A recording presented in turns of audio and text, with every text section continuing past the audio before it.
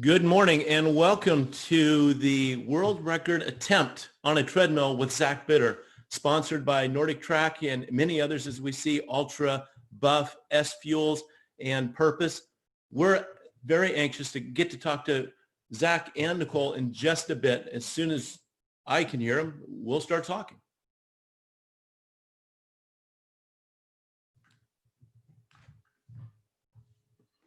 Can you hear me, Zach? Well, as we go through here today, there are a number of amazing guests that are going to come on. We have Zach, of course, who already has a track record at 100-mile distance at 11:19. So he's going to try to best that, well, at least today on a treadmill. We'll see what happens to him.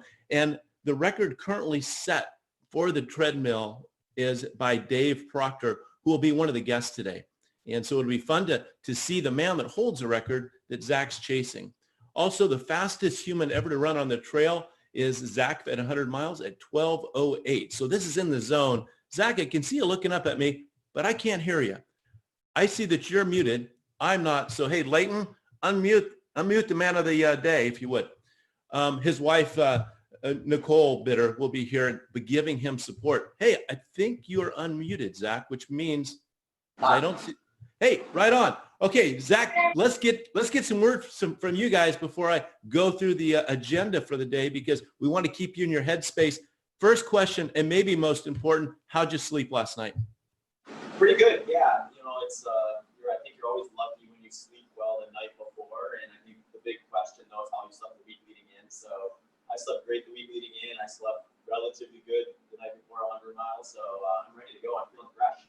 Good, good. And probably what everybody's thinking is what basement do they have you in, pumped with oxygen and all kinds of music that's going on there to get you ready? Is it your bedroom, or do they have you on some place with low gravity?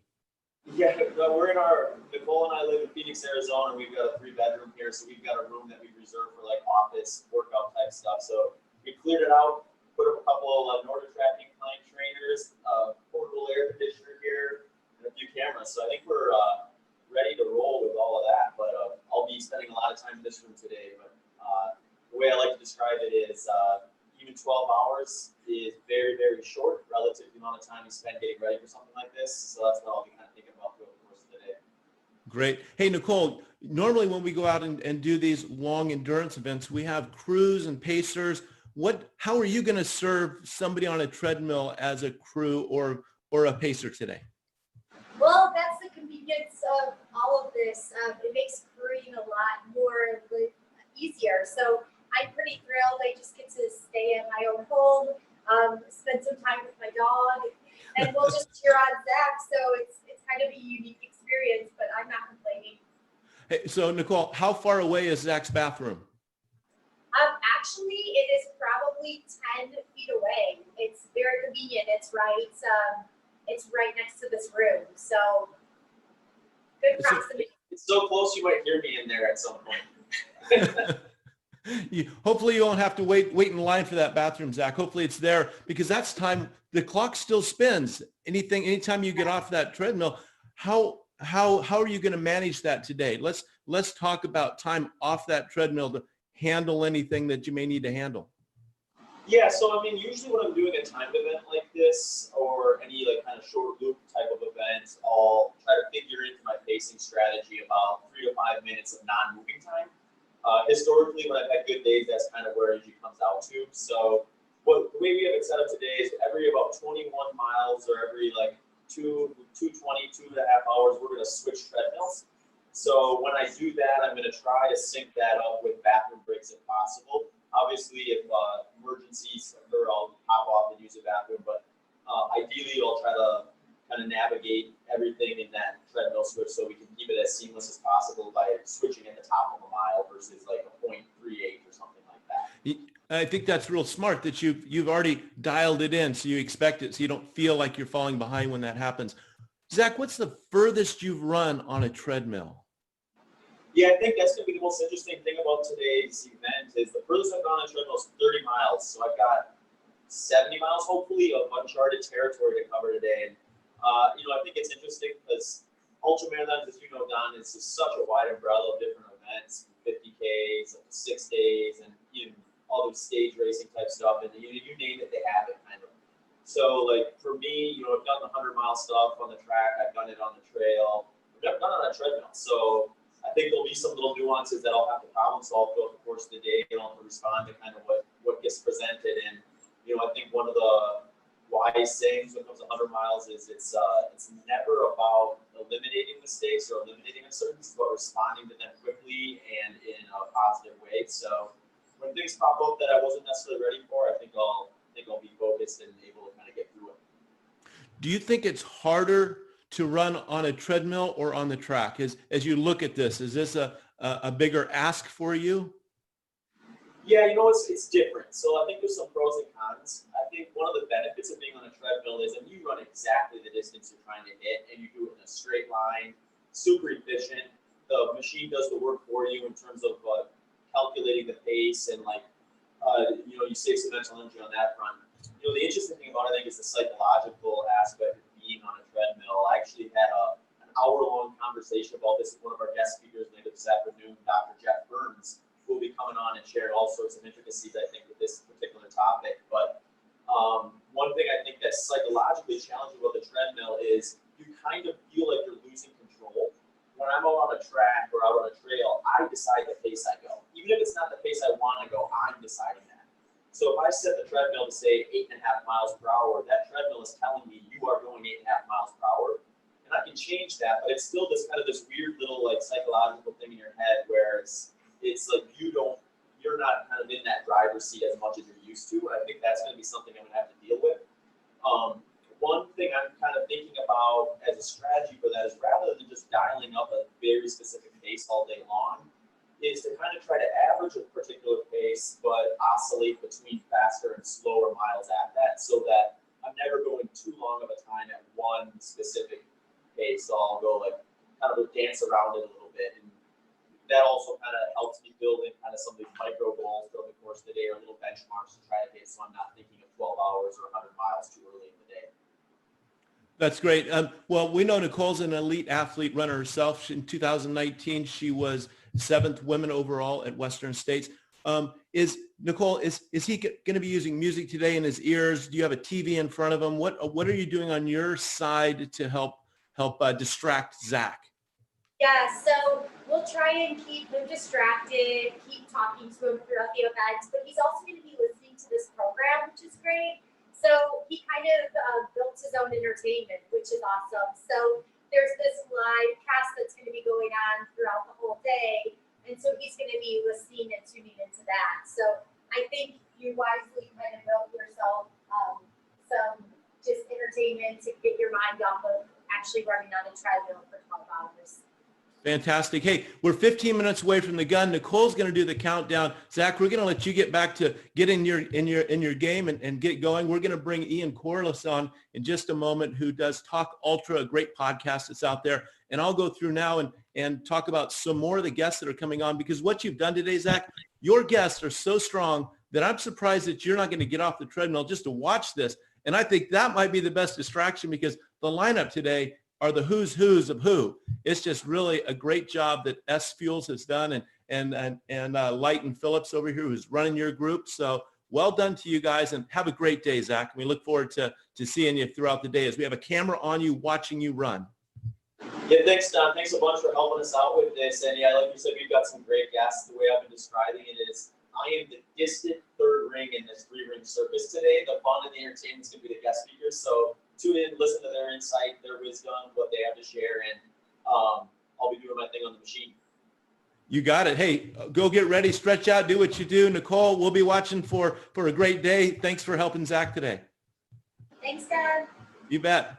Hey, so today we have Ian coming up in a bit, and when he comes on, I imagine I will know, but we have Jackie Hunt that will be joining today, and she set the world record on the treadmill as an amputee, which is fantastic to hear from her. She's a Nordic Track ambassador, and what you'll see through here as a theme on a lot of these guests is they are Nordic Track ambassadors, or they help with the iFit ambassador, which is you can join, you can run, and watch an actual a coach and help you through your workouts. Hey, Ian, I see you down below. Can you hear me? And I can see you. I can hear you. Great to catch up with you, Don. Yeah, thank you very much. It's good to see you too. Exciting day today. This is very well put together, and I'm impressed with the work that SFuels and Leighton has done. Yeah, I mean, it's incredible, and excited to be a part of history, seeing Zach go for something on a treadmill, which is incredible in any capacity, and particularly with what he's done on the track with 11:19:13. So it's going to be interesting to see what happens today. Right, and correct me if I'm wrong, but I believe 11:19 is a 7:01 pace, and currently Dave Proctor holds the treadmill record at 7:30 pace. So yep. This is well within reach for Zach. It's well within reach, but the thing is I'm sure Zach will remind everybody that there's no guarantees with 100 miles. There's no guarantees with something on a treadmill. If I'm correct, I think Zach has done 30-mile training sessions, but not gone beyond that on the treadmill. So he's entering into an unknown territory, and the statistics say, yes, it's all there for the taking, but 100 miles in 12 hours is a big ask. And that makes it interesting, and maybe interesting for Zach too. I don't know about you, but as I know you're an elite runner, and so you've been out there, and when you enter an event and there's some unknown and some mystery, does that pump you up and motivate you a little bit? Yeah, I think so. I think from everybody's perspective, if you know the outcome of everything that you do, then there's no interest. There's no reason to put yourself on the start line if you know what the outcome is. And I'm sure that one of the things that is really attracting Zach to this test is that he's not done it before. He's going to go into unknowns. He's going to have to find things about himself, about his pace, about his nutrition. And the one thing I know about Zach from what he's done previously is that when he runs on the track, he likes to be quite metronomic with his splits, and he's very, very consistent. But I was reading for the treadmill that he's thinking that actually he may vary the pace a little bit more because he might need short-term goals to keep himself motivated. Because obviously running round in circles to running stationary is going to be something quite different, quite different. I think that's a great strategy to build in blocks to speed up and change a little bit of the rhythm. On a trail, we get scenery change, and on a track, we get to see people and we're moving around. But what do you do on a treadmill? You can put some music in your ears.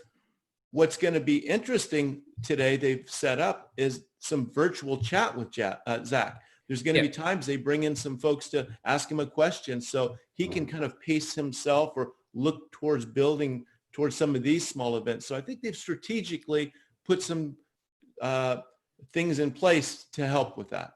Yeah, for sure. And the thing is that I guess anything that can occupy Zach's mind away from the challenge, but without losing the goal and the drive to keep going. I mean, one of the advantages of a treadmill is that he decides the pace and then has to keep up with it. Whereas on the track, if somebody was distracting him, then his pace would slow down and he would actually physically slow down. Whereas here on the treadmill, if he puts the pace at 6-minute 40-second pace, then that's the pace he's going. All he has to do is keep up. So it is going to be interesting to see how that dynamic changes over the duration of the event. And I know that Zach is sort of thinking that he's going to break it down almost into thirds, 30-mile blocks, and then hold on for that final 10 miles. So when they look at a treadmill, one of the things that you read that they talk about is wind resistance. Now, I've never run fast enough to worry about wind resistance unless it's blowing in my face. But that is an advantage to break down some of the elements that you would otherwise have out there from the environment, rain or wind. So that puts a bit of a advantage to have a condition constant like that. Yeah, and it will be interesting to know, and I don't know if this is the case, whether Zach has got some fans to cool him down while he's on the treadmill, because I know that he's doing this at home, which is in the spirit what's happening around the world at the moment with COVID-19 and coronavirus is that I think originally the plan was to go to our location, and then they decided, no, actually, we're going to do it in the home. And Nordic Track supplied 2 treadmills because obviously you need a fail safe in case something happens with one. And so the environment that Zach will be in is not necessarily conducive to the best conditions. So how he keeps the room regulated, how he keeps himself cool, these are all going to be factors that he will probably be learning during the event. Okay, we saw earlier, he has a fan behind him. Interesting, it's not in front of him. He's put it behind him, so he maybe wants to feel that the wind is at his back. And I'm sure he had the choice where to put his fan. He has extension cords there. And so I wonder if he's going to vary or what elevation he's going to put the treadmill at, a percent or 2. What do you think? That's an interesting question, actually. And I know that when I've run on a treadmill, I never like it flat because it feels a little bit like you're running downhill. So a small percentage of incline normally feels more natural. But I think that's going to be Zach's personal choice, and it's very difficult to say what he would do there. That's certainly a question we need to ask him. I'm assuming that when he did the 6 days of the Dome and set the world record, I'm assuming that the track is completely level, that there's no sort of adjustments there. So one has to assume that if he does put an incline on the treadmill, it will only be a very small amount. And I would have thought been below 1%. But that's going to be an interesting point. Let's just speak for a minute about the advantage of the keto, the fat efficient energy source that Zach has. That's one of his real advantages. Many of us, when we run through, need frequent aid stations, frequent fueling, and we depend on carbohydrates to move us down the road. But one of the things that allows him to, in his efficiency, being an efficient runner, not only is his speed and his toughness and his ability to strategize and solve problems, but he doesn't have to reach for some kind of fuel as he's going down the trail, road, or in this case, the treadmill. Yeah, I mean, he's a high fat, low carb diet, but not strict keto or strict zero carbs. So he does periodize the way that he takes food in. And I know that his aim is to take 40 grams of carbohydrate per hour for this attempt. Now, the thing is with the carbohydrate that he's going to use is it's exogenous carbs. So it will release into him in a slower way and make sure that his muscle glycogen isn't depleted too much, which is going to be imperative for the duration of, say, 11 to 12 hours.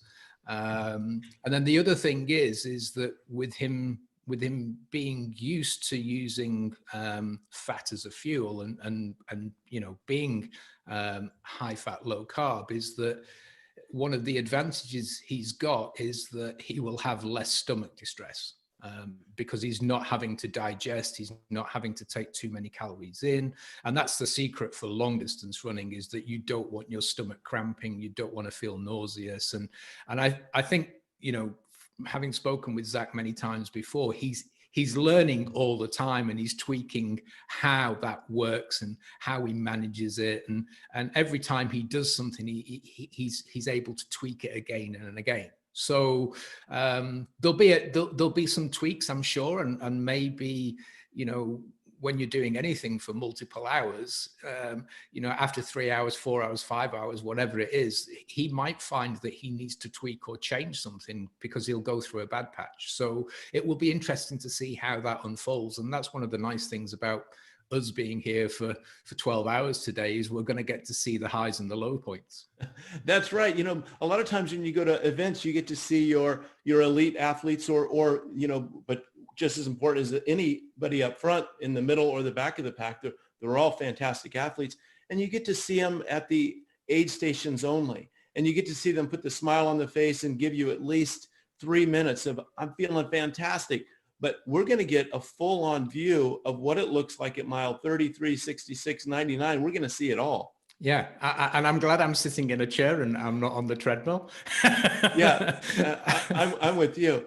And what he's going to go for 12 hours, or is he going to go just for the 100-mile? What do you know about this? So the conversations that I had previously is that he is going to go for the 100-mile record, and the intention is then to continue and set the benchmark for 12 hours.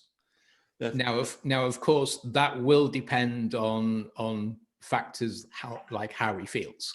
But if in any way he's holding a pace like he did on the track, and then he continues on for the 12-hour mark, I mean, if he matched his track time, he's going to be running for another 40 minutes, which is a huge distance. So, you know, I think the thing is that is the target, that's the plan, and it will change or tweak as we get near to the 100-mile mark and depending on how he feels.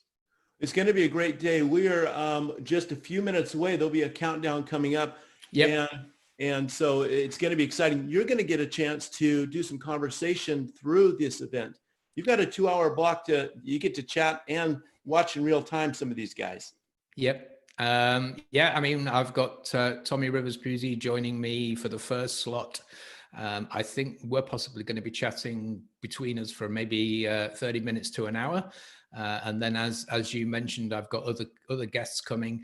Interestingly, I've got Michael Wardian joining me for the last 30 minutes. Now, everybody who's interested in ultra running is interested in Mike Wardian. And recently he just won the Quarantine Backyard Ultra, running 263 miles, I think it was.